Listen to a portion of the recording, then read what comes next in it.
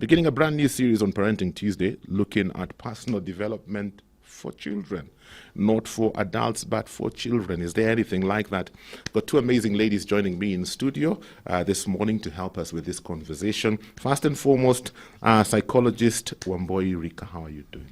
Very well, thank you. Karibu sana. Asante sana. It's good to have you. Good to be here. We also have child psychologist Madeline Mbaire. Karibu sana. Asante sana. You're well? I am well. Awesome. I am well. It's a pleasure. Great. Personal development for children. Is there anything like that? Because usually when we hear personal development, ni watu wazima wanaenda nini elimu ya gumbari. Is there anything like that for kids? There should be. Maybe we haven't contextualized it that way, but there should be personal development for children. Okay. Because the earlier you train them, then the better. Because they become used to it and it picks up as a habit. So personal development would be things like, interpersonal skills, teach them how to relate with others, teach them things like conflict resolution, teach them communication. So if you're learning them as an adult, it means that there's a step that you missed, right? So it's very important, and there are things that should be trained to the children. The earlier, the better. Yes. Do you agree with her? Do you have another thought? No, definitely. I agree. I don't even know what to add because indeed, like she said, some of the skills that we struggle to see as adults, if we learned them early enough, then they just become part of us. Yes. And no need now to go for conferences and all of that. We'd get a lot of people out of jobs. Personal development coaches. And Yes. Oh Yeah, my goodness. yeah. Today we want to zero in on personal responsibility. The other day there was a picture. I don't know if you saw it, a picture of, I think, pipeline. And man, floods everywhere, garbage everywhere. And the first thing that came to my mind is, how do people accept to live in such a space? This is not the situation of Sedekadi's idea. It's like there's no personal responsibility. And so when we look at us as adults, there's a need there. So let's go back to where it was supposed to be taught. At what point should we begin to teach our children personal responsibility, and even your personal responsibility in you? Right. Just like we've mentioned about personal development, responsibility also starts way back, right? If you start training a child when they're 10 years old, you've already missed it. Oh. Yeah? So as early as 3 years old, that is when children should start learning personal responsibility. And how does a child who is 3 years old learn? Pick up after yourself. Pick up your toys. Take your dirty clothes to the clothes hamper, When they go to maybe around 5 years old, let them help in setting the table, clear the dishes from the table. That way you're teaching them personal responsibility. Isn't it? But now if you say that at 3 years old, no, they're too young to learn, let them just sit and enjoy, the workings of the other family members, then it doesn't augur well for this child when they grow up later, because they know that someone else will pick up after them. After all, that is what you taught them when they were growing up, that if I don't pick up my stuff, mom is going to pick it up for me. So from a very early age, and I would say from the age of 3 years, let them learn to do 1, 2, 3 for themselves. So that becomes a habit, and eventually it's part of their responsibility, commitment, obligation as part of who they are. Yeah. Sometimes I look at parenting today and I think some of us we are knee-jerking, so to speak, because when we were raised up, we did those things. Kutandika kitanda, even cooking, na kuosha vyombo, kulikuwa na duty roster. But now we've grown up and we have our own kids and we feel like, no, we were traumatized. The keyword to this. The keyword in this generation is trauma. My parents took me through so much trauma. So my kids will not lift a finger to do anything. I see many people living that way, where they have 1 or even 2 house managers to help. The children cannot do anything. What do you think of that? I think that is the biggest disservice a parent can do to a child, because it's chipping away. You see, we think we are empowering them, letting them, to rest and enjoy their childhood. But what is actually happening is that they are lacking to develop a sense of responsibility, a sense of independence, because when we develop responsibility in children, it actually even ups their self-esteem. Okay. It ups their self-esteem, it ups their level of resilience, their ability to overcome a lot of challenges. And what we're seeing, even as a reflection of this current generation, we have a generation which is very entitled and overindulged. And so even levels of empathy are lacking. You find, their levels of taking in frustration, levels of dealing with life is lacking. And it's really, really reflecting even in the mental health challenges we're seeing presenting more and more in children. So it is really, truly a disservice to just let your child not learn to be responsible. Because what happens, they become irresponsible teenagers, then they become the irresponsible adults in careers, in relationships, with money, and all of that. And we wonder, where did this start? It is because they did not learn when they were children. Sometimes I wonder, when we do some of those things, are we really doing them for the children, or are we doing them for ourselves to feel like, Mommy, I finally made it? You're actually compensating, right? If you say that, you grew up traumatized because you did chores, and you say you're not going to take your child through that, you're actually doing it for yourself. You get that logic? Because I suffered so much, I don't want my child to suffer. So to kind of, have it easy for them, it's not really for them. You're actually now showing your parents that I actually didn't have to do that. It's what we call compensation. But like she's saying now, once you allow your children to grow up that way, they're the kids that stay in your home up until the age of 25, they're still in your house, isn't it? And you're wondering, how can I politely ask this child to go and get themselves a bed sitter and begin life? Because you've not taught them responsibility. Why? Because you felt that you're tortured, while in essential, your parents were trying to make you responsible. Maybe their way of doing it was a little bit dramatic, but eventually you turned out well. So what makes you think as a parent that if you don't give your children the same kind of upbringing, they'll still turn out well? Of course, not telling them that, I didn't wear shoes going to school, so you're not going to wear them. Those kind of things have changed. But to put it in the right context. Well, where do we get the balance of not now this whole personal responsibility lessons becoming abuse, where now even our kids cannot be kids because they have to do everything for themselves? Where do we find the balance there? I don't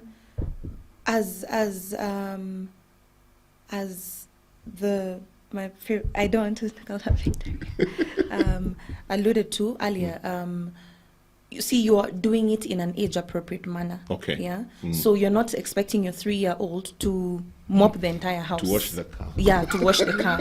You are actually the only point where a child should operate somewhat in a way that is similar to how you operate in terms of your responsibilities and chores is maybe when they're teenagers. So you actually go step by step, increasing so that it allows them to be children, but also as they grow up, they're also growing in their levels of responsibility and the skills. That's how it doesn't become abuse. It's also because you've actually communicated with them and they know what to expect. So it's not that you're taking them away from playing, it's that they know that before they go to play, they tidy up their room. Or once they're done with playing. So you actually, with younger children, we actually recommend that you incorporate it with their typical routines. For example, after they're done playing, which is a child, right? So you're not abusing it, then they tidy up for themselves. So they've learned to be responsible and done a chore, but they've also not missed out on being a child. Because that's the danger, and that's actually what happens with a lot of firstborns. Firstborns have a lot of trauma because now they stop being children, and because they are being made responsible, you need to take care of other children, all of that. Then they stop being children. So making sure that there's balance and it's actually working within their structures and their systems and their routines. What about obedience versus actually learning? Because if our generation actually did those things, it doesn't seem like we learned anything. Because now we have our own children, we are doing the exact opposite. So how do I make sure that my children didn't just obey, but they've actually learned the lesson? Because I think sometimes even when I think about how we were parented, sometimes the why was the missing link. Sometimes when you ask why, because I am your mom and I have said so, and it ends there. So you want to rebel against that. So how do we find that balance? I think this pretty much takes us back to the parenting styles, and I think you will agree, right?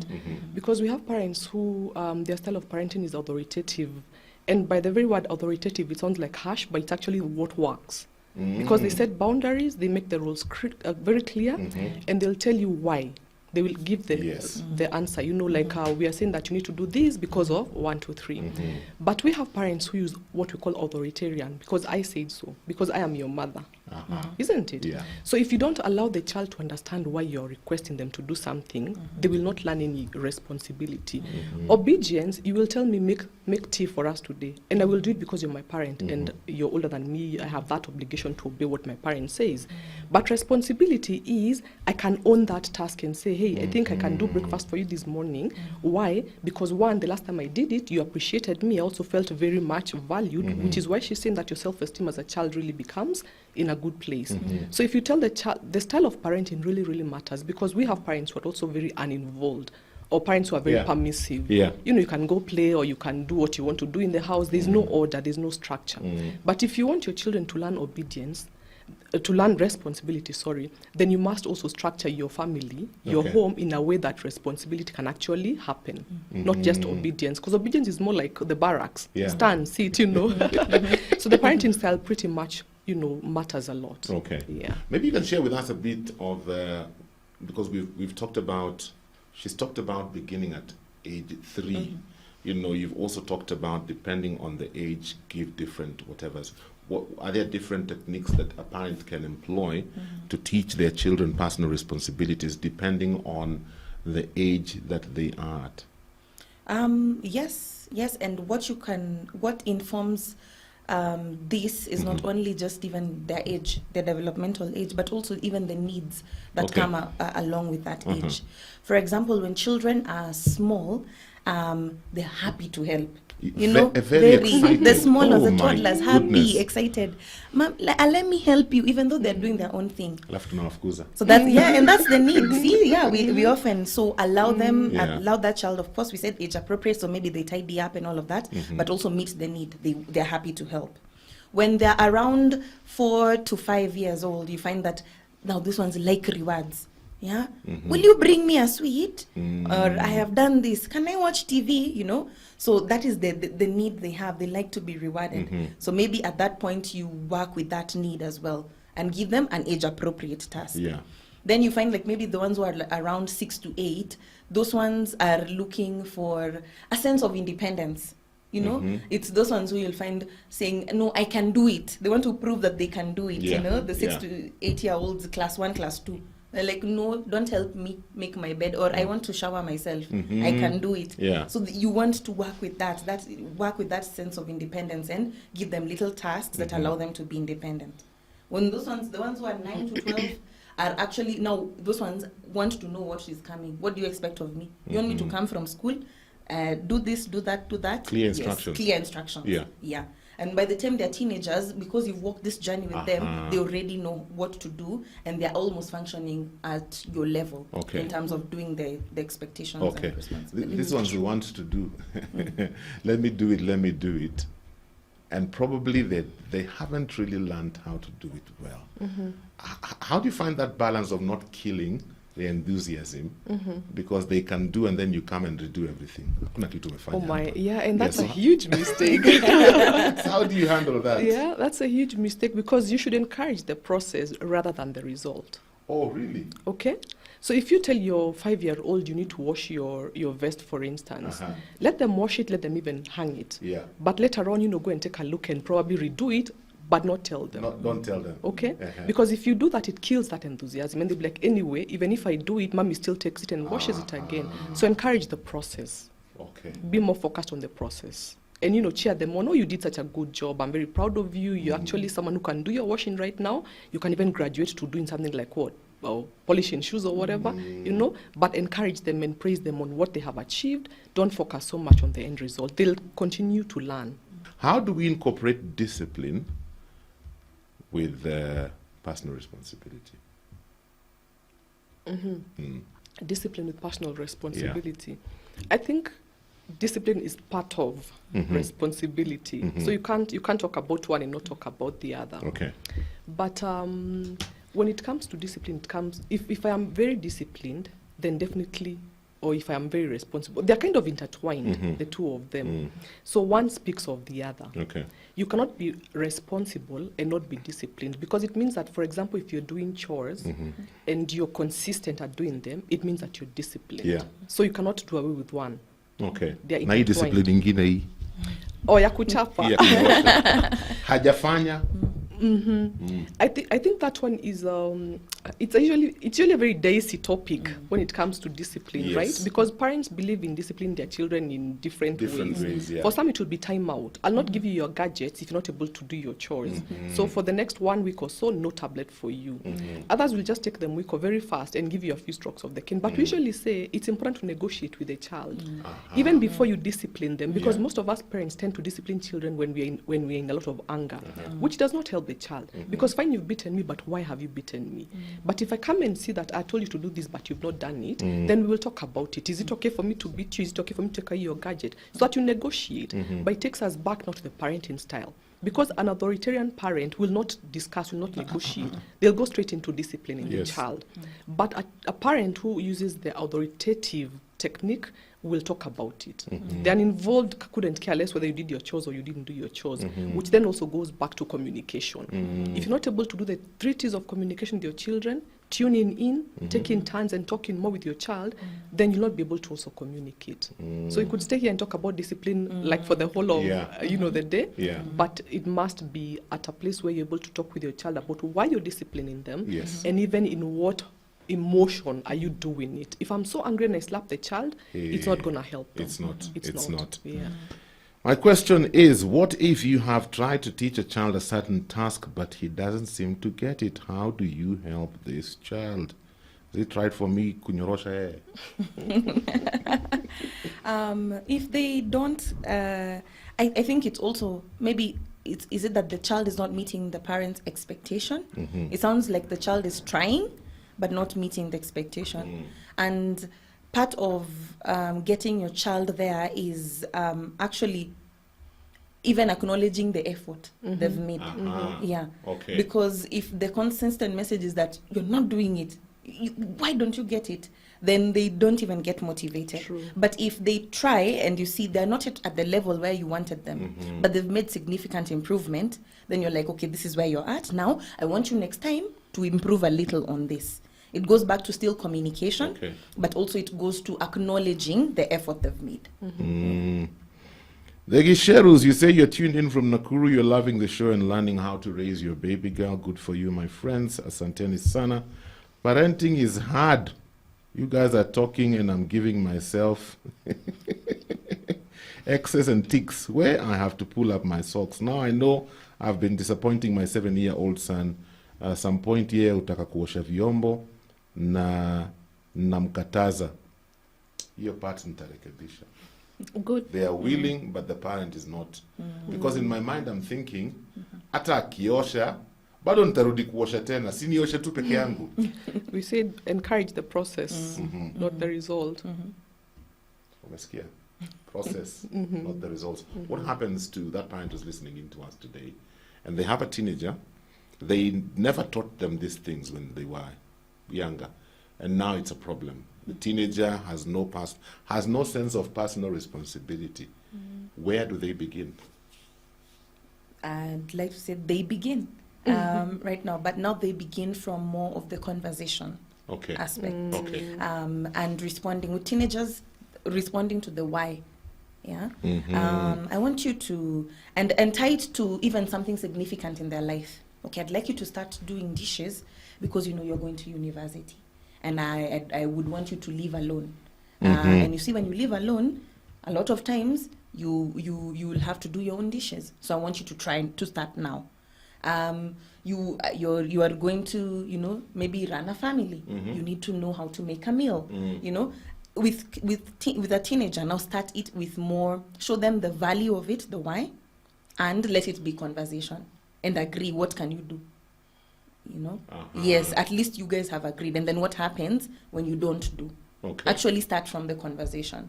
Because what we might do wrong is now expect them when you've not set the standard. Yeah. And then maybe even discipline them for it. Yeah. Yeah. Don't do that. Don't discipline for something you've not set the standard. And how do you set the standard? Actually conversing. They understand, and teenagers actually, even though they end up in a lot of conflict, they don't enjoy the conflict. They'd rather live in peace. So they are likely to even compromise and meet you somewhere. Okay. If you actually have a conversation. Okay. Yeah. Anything to add to that? Yeah, I agree with what she's saying, right? And I think also role modeling for parents. And also start with an apology. Because parents sometimes can be very high-handed. I didn't teach you those skills, but at some point I want you to learn them. So whose mistake was it? The parent. So can I apologize and say that I did not know any better, but now that I know, let us start from somewhere. Isn't it? Yeah. So let us start from somewhere. And then as a parent, you must be a positive role model. How many of us go home and you're complaining about your work? Oh, I had such a dreary day at work. I wish I could, So the kids pick it and they're like, okay, it seems that mom does not really enjoy the chores that she does. So how do I enjoy the ones that she gives me if she's role modeling that she does not enjoy the ones that she does? So we must be positive role models as parents as well. And like she's saying, of course, communication, which is where the apology comes in. Yeah. This one says, at the age of 4 years, I was about to beat my last-born son, and he asked me, Mom, what mistake have I made that is so great that you can't explain it to me? For me to understand. 4-year-old. Are you sure? Are you sure it's 4? Even me, I would be surprised, like, who? Where is my son? Who are you? What did you do with my son? But I've realized that the generation of children we are having today, they are just on another level. If you don't know how to communicate, utakuwa na shida. If you don't know how to teach them and explain to them how this is how the cow eats the cabbage and this is why the cow needs to eat the cabbage, you will have issues. You will have problems. You will have problems. Yeah. But how do we even learn communication with our children if we do not spend quality time with them? We cannot. You'll not realize there's a change of behavior in the child if you do not spend time with them. Yeah. If you do not communicate with them. If you do not tune into their world and see from their worldview, you will not be able. Yeah. Plus, when you tune in and when you're connected with them, they actually want to do what you've asked them to do. Yeah. It actually makes them want to be responsible and do the chores because they have a relationship. They actually like you, they feel connected. So because mom have said, and it's my responsibility, then I'll do it. Yeah. I realize sometimes when you visit, parents visiting each other, and you have children below 10, and a parent has children who have learned personal responsibility, I always find that parents are wowed. Hey, your child is so responsible. It's so mature. Hey, your child is so mature. And I keep wondering, why do we get shocked? Isn't that the way it's supposed to be? Yes, it is. So why do we get shocked? Because we are not teaching. Because we're not teaching. Maybe sometimes it's not intentional for the parents. Okay. But if you see a 3-year-old struggling to tie their shoelaces, or a 5-year-old, for example, trying to, the parent quickly goes and helps them, isn't it? So the next time, what will the child do? They'll stick out their foot. Yeah. Because you tied my shoes last time, then So we need to allow them to struggle also. We need to allow them to struggle with tying their shoelaces, and even for them to make mistakes, and for them to know that making mistakes is part of the learning process. Yes. Okay. This one is for both of you. Hii nataka psychologist na child psychologist. I can't get my child to stop wetting her bed. I've done everything. What more can I do? I've even used the kiboko. I've talked to her. I've encouraged her. One day she said when she doesn't wet the bed, she's doing it for me. So I told her to stop doing it for me.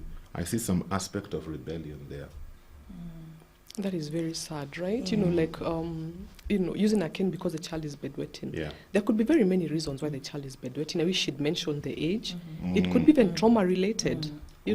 This child could be bullied at school, especially if she'd stopped bedwetting, then she started again. It could be a trauma response. So it's important for the parent to get to the root of it. Why is the child bedwetting? And then to also, as parents, look at your own history. at what point did you stop bedwetting? It could be something that runs in the family, that maybe them at the bedwetting, they take a little bit longer than the average child. So exploring all those areas, and then also looking at it, could it also be a medical condition before you beat the child? Because when you beat the child to stop bedwetting, they will actually not bedwet even more, because they become so anxious. If I bedwet, I'm going to be beaten. So it just happens. But the cane absolutely is not the right way to go. Probably check if there's any trauma or if there's any medical challenge with the child, but she's not given us the age, so we're not able to really tell. So it could be many things. It could be many things. Okay. It could be many things. Balance between, because we have house managers, some of us have two, one has few. Amina. Keep wondering, why do you need two when you're living in a 2-bedroom house? Anyway, some of the things we do for status, but some actually need two. How do you balance when you have a house manager? How do you still teach your child? Because the tendency is for the house manager to do everything. The child doesn't do anything. So if you have a house manager, how do you balance so that your child also is taught personal responsibility? Actually, it is important, even more so when you have a house manager, for your child to still do it anyway. Because that is how they learn to appreciate, first of all, the value of the things that come, so that they're not entitled. But they also learn empathy. They learn that, this is how the house manager feels when they pick up the plate and take it to the kitchen. This is what it takes to actually clean dishes. So even when there's a house manager, even more so, is it important for that child to still have responsibilities anyway? Because that's how life works. Does the parents' relationship with the house manager also determine how the children will relate with the house manager? Absolutely. What do I mean by this? If there are some things as the lady of the house you're not doing because house manager sinimemwandika, sinamlipa mshahara, kwani kazi yake ni nini? Wacha afanye. If that's your attitude and your child is seeing, Mommy, even that you can't do for yourself, and yet you expect them to do certain things for themselves, and the house manager is there, now namlipa, will that scenario work? Which is why we're talking about role modeling as a parent, isn't it? If you want to teach your children values and responsibilities, it will all start from home. Yes. Isn't it? Yes. So if I have a house manager, but there's a way that I treat her, remember my child is watching. This concept of do as I say and not as I do will not work. It will not work. No. Because children learn through role modeling.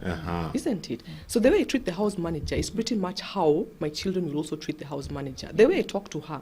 And remember, it then goes away outside now the home. It goes to school, to the children they play with, and then they'll treat them is a reflection of how we behave in the house.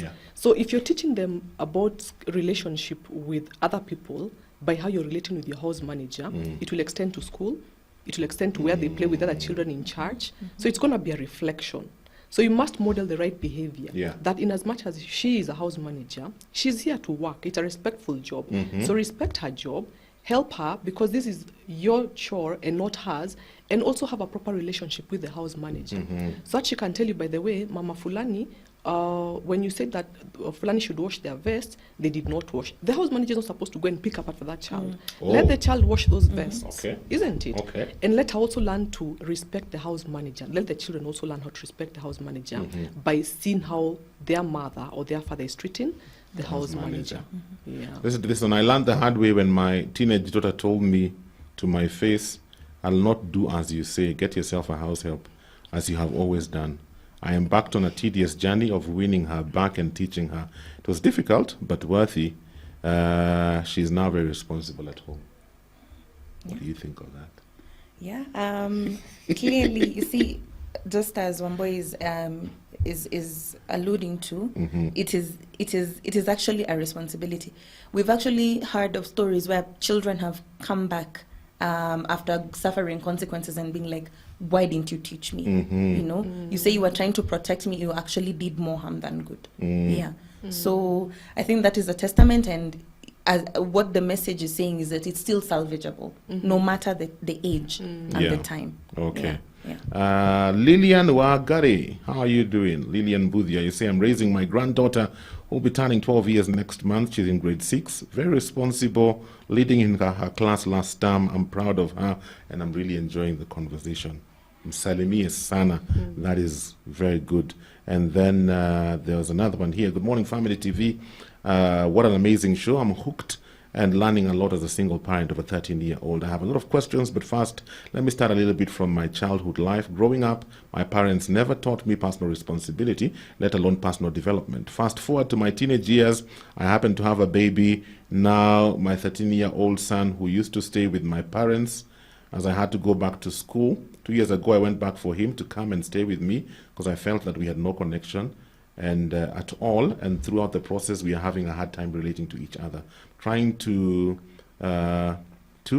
reparent myself and parent him as well. It's really a challenge. How do I go about it? That is quite a challenge. It is. Yeah. Yeah. But I think just being open-minded. You know, that fine, we didn't really start from an ideal place, but there's always a starting point, isn't it? And like we're saying, you know, communication, how do I communicate? How do I role model? And even allowing people, or the children rather, to, like you said, it's always salvageable. Let them also learn from the consequences of what they do. Don't try to stop it. If they're having an argument with a sibling or the teacher has said, I'm going to punish you because of your homework, don't step in and try to help them. Let them learn the consequences, because by virtue of that, you're teaching them responsibility. So those of us parents who go run into school because a child has been timed out because of maybe not doing their homework, trying to help them, you'll not always be there to rescue them. So allowing them to face the consequences of whatever it is that they have not done is also part of giving them a sense of responsibility. In a scenario like this, is it important for this mother to be open with the child about their mistakes in terms of this is how I was raised up. I got you when I was still a teenager.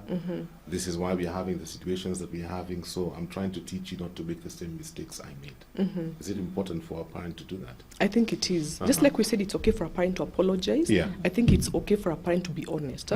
So that the child sees them as human. You know, that this is mom, she's also human. You know, and then they have a way of relating. Discipline minus quality time with children. What is the result? That's a question. And what's the best advice to parents who discipline plus adding heavy duty insults? Mjinga kama baba yako ama mjinga kama mama yako. Wewe utawaifaulu kweli? Will this not leave a lasting wound on the child? It will. It will. Whoever said sticks and stones break and words cannot. And they didn't know what they were talking They did about. not know. They did not know. So, discipline. It's you see, discipline is to teach. The aim is to teach. It is not to harm. Whenever you harm a child, it becomes abuse. It's no longer busy. Now it becomes punishment, so to speak, and using it in the negative way, so to speak. So discipline is to teach. So when you are now abusing the child and digging at them and digging at their esteem, you're no longer disciplining. Now you're wounding and you're abusing. You're not teaching. And that becomes transgenerational, you know, it's carried on to the next generation. Leo maswali ni mingi, hata sioni kama tutazimaliza. I'm loving the conversation. I have an 8-year-old girl, and sometimes I tend to refuse to do for her some things she wants on the basis of, if you can't handle disappointment from me, how will you handle disappointment from other people in future? Am I doing it wrong? I think she's doing it okay. I think she's doing it okay, because they have to learn interpersonal skills, because out there in the world they'll still get disappointed. They'll get criticized, right? So let them learn positive criticism to better themselves, and, you know, forget about negative criticism. Be able to have a tough skin to deal with the outside world. This one says, I stopped bedwetting in high school. I was stressed over my traumatic childhood with constant domestic violence, and I didn't even know it. My mom helped me when she stopped getting mad at me. She stopped getting upset at me and helped me to be responsible about cleanliness and stop taking my situation too seriously. One day I stopped bedwetting for good. Let the listener mom be supportive to her child. I like that. Thank you very much. Perfect. Okay. Iko wapi ingine? I love the conversation. I am a house girl, but this kid is so rude. But when you tell the mother she beats him so bad, I even regret telling her, because she told me to herself if he misbehaves. She told me to tell her if she misbehaves. So what do you do? This is the house girl. She's saying that when this child is rude, but when she reports the child to the mother, ile kichapo anapewa, even her she feels, I would have just kept quiet, because this kind of beating is not right. So what does she do? I think she sounds like a very empathetic person, Yes. and it's beautiful to hear that now it's the other way around. The house help is the one who is much more concerned about the child. Yeah. I don't know about her relationship with her employer, but sometimes it's not usually possible to directly confront the employer. So maybe if she knows about maybe a sister to the employer or someone who is responsible within the family who can talk, to this lady about her way of disciplining the child, it probably would help if she herself is not able to bring up that conversation. And that party would be appropriate. Wow. Yeah. I also agree with bedwetting. My 7-year-old daughter had stopped bedwetting very young, but a while back I realized she was back at it, and I had to check what the issue was. I realized she was having a hard time with the house manager. I even had to change the lady, and that helped. Wow. When I was in class 5, I divorced maths in class 5 because we had a teacher who used to abuse us big time. So in class 5, every day, like clockwork, maths, I would wet myself. Oh my. Yeah, the moment the teacher walks in, something would just happen. It was so bad, my parents were called to school. I was even given permission by the head teacher, and he told all the teachers, this one, if he arises in class to go to the toilet, don't stop him. That didn't help. Imagine it didn't help. It persisted. But when we moved from class 5 to class 6, just like it came out of nowhere, it disappeared. There's always an underlying cause, which is what parents need to investigate before they start being rough on the child. Yeah. I'm hearing voices in my head. My producer is telling me our time is up. Thank you so much for coming. This conversation has been very enriching, even looking at the responses that have come in. Asanteni sana. We have to do this again. Anytime. Awesome. Thank you. Wazazi, my time is up. Thank you so much for participating and sending in the questions. And I know that today's conversation has been very beneficial. Until next week for another session of Parenting Tuesday, have a great day. Thank you for watching. Remember, subscribe to our YouTube channel so that you can get notified whenever we upload new fresh content every day. Stay tuned and enjoy fresh, uplifting content.